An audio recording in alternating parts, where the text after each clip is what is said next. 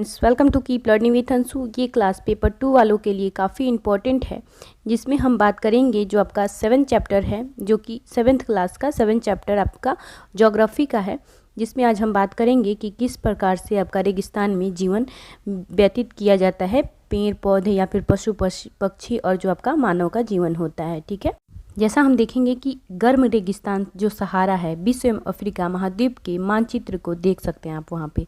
ठीक है, आप देखेंगे यहाँ पे कि किस तरीके से यह लगभग 8.54 लाख वर्ग किलोमीटर के क्षेत्र में फैला हुआ है। और आपको याद होगा कि भारत का क्षेत्रफल 32.8 लाख वर्ग किलोमीटर है।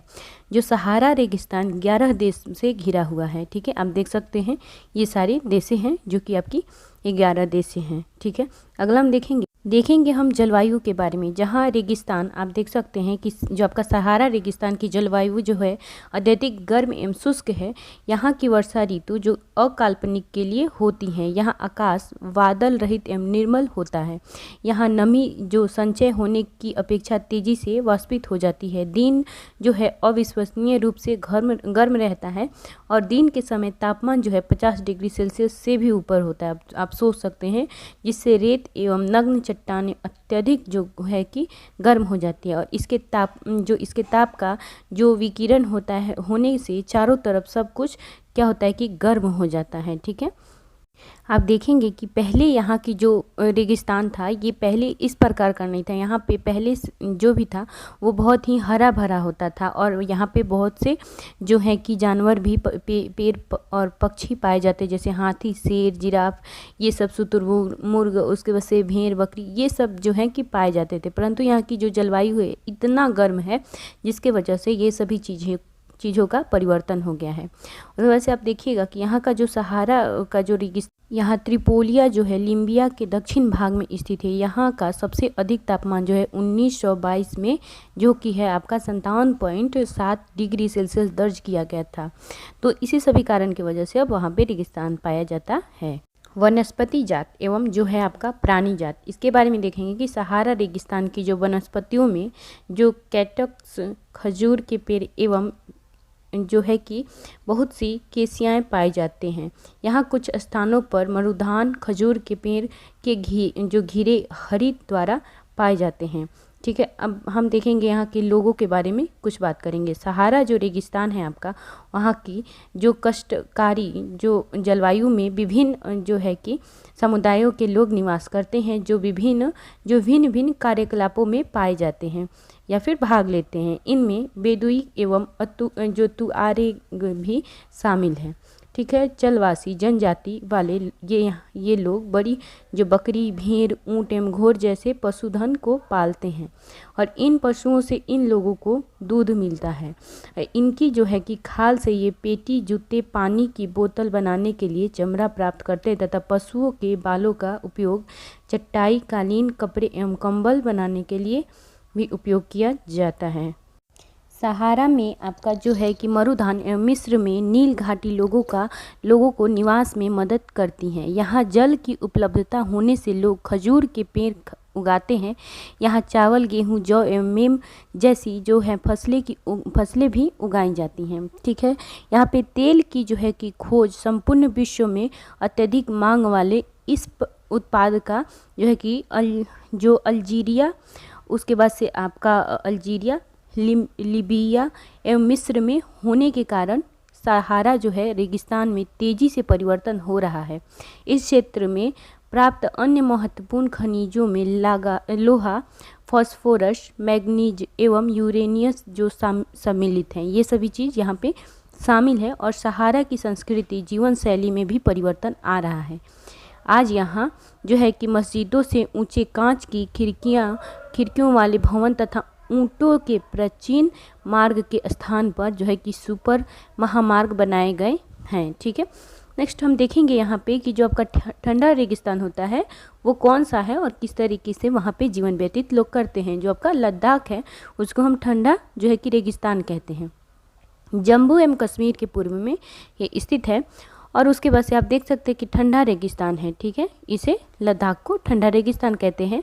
और जो काराकोरम पर्वत श्रेणी एवं जो दक्षिण में जास्कर पर्वत स्थिर है। ठीक है, ये जो लद्दाख के उत्तर में काराकोरम है और दक्षिण में आपका क्या है, जो जास्कर पर्वत स्थित है। ठीक है, और ये देखिएगा कि लद्दाख से होकर अनेक नदियां बहती हैं, जिसमें आपकी सिंधु जो है वो प्रमुख नदी है। इससे डायरेक्ट क्वेश्चन भी आपको यहाँ पे पूछे जाते हैं। अब आप देखिएगा कि यहाँ पे जो लद्दाख में अनेक जो हिमानियाँ हैं, जैसे कि गैंगरी हिमानियाँ है वो इसमें पाई जाती है। अब हम कुछ लद्दाख के बारे में अगर देखेंगे कि लद्दाख की जो ऊंचाई जो कारगिल में लगभग 3000 मीटर से लेकर जो काराकोरम में जो आपका 8000 मीटर से भी अधिक पाई जाती है। जो अधिक ऊंचाई के कारण यहाँ की जलवायु जो है कि अत्यधिक शीतल एवं शुष्क होती हैं।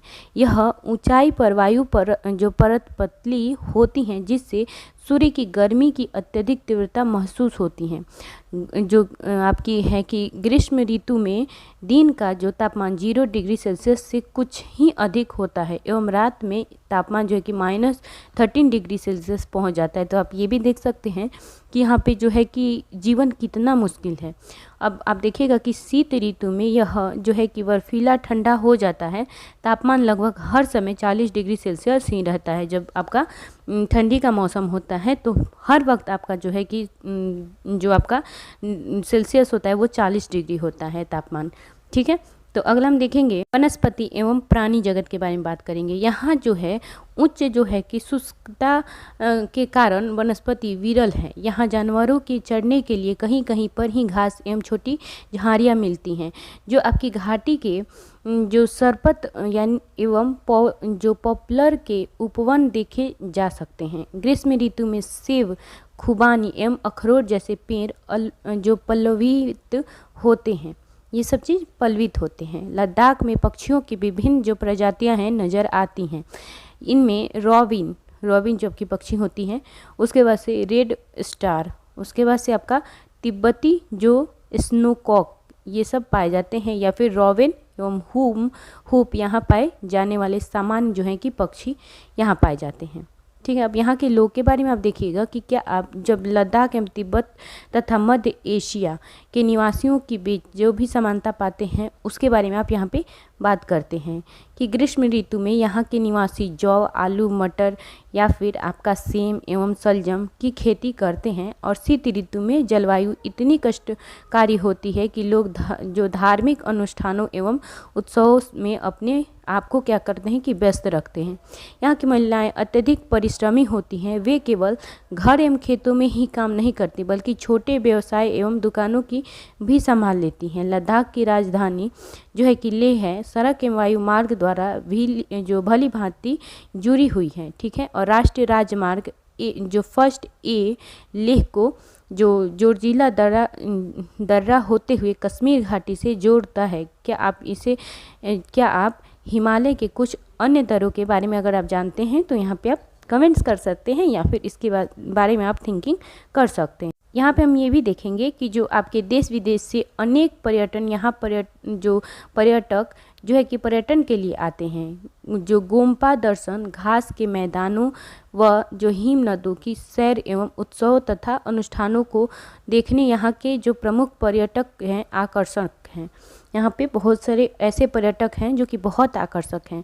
आधुनिकीकरण के फलस्वरूप यहाँ के जनजीवन में परिवर्तन आ रहा है, लेकिन लद्दाख के लोगों ने शताब्दियों से प्रकृति के साथ जो समन्वय एवं संतुलन करना सीखा है। जल एवं ईंधन जैसे जो संसाधनों की कमी के कारण ये आवश्यकता अनुसार एवं जो आपका मितव्ययिता से ही इनका उपयोग करते हैं और कुछ भी व्यय नहीं करते। ठीक है, और ये सब चीज़ें आप देख सकते हैं कि लद्दाख के बारे में है और ये सब कुछ इम्पोर्टेंट है। जैसे कि आप देखेंगे कि जो आपका लद्दाख को खापा चान भी कहते हैं, जिसका अर्थ होता है आपका हिम भूमि। या फिर आप देखेंगे कि चीरू या तिब्बती एंटीलोप एवं विलुप्ति प्राय जीव हैं। इसका शिकार शाहतूश नामक इसके जो ऊन के लिए होता है, जो कि वजन में हल्का एवं अत्यधिक गर्म भी होता है। और क्योंकि वहाँ पे बहुत ठंडी होती है इसलिए वहाँ की जो भी वस्त्र होते हैं वो काफ़ी गर्म होते हैं। क्रिकेट का सबसे अच्छा जो बल्ला सरपत पेड़ की लकड़ी से बनाया जाता है। यहाँ पे वो पेड़ भी पाए जाते हैं। ठीक है, तो ये सब चीज़ें आप यहाँ पे काफ़ी इम्पोर्टेंट चीज़ बताई गई है। लद्दाख शब्द जो है कि 2 शब्दों से बना है, ला जिसका अर्थ होता है पर्वतीय और दर्रा तथा जिसका अर्थ होता है आपका दाख। ऐसे इस सब का अर्थ होता है। ठीक है, आप देश को ऐसे भी इसको मान सकते हैं। और पृथ्वी के सबसे ठंडे स्थानों में से एक द्रास लद्दाख में स्थित भी है। ठीक है, तो फ्रेंड्स अगर ये वीडियो आपको पसंद आए और अगर ये हेल्पफुल लगे तो प्लीज़ वीडियो को लाइक करें और प्लीज़ हमारे चैनल को सब्सक्राइब करें। Thank you.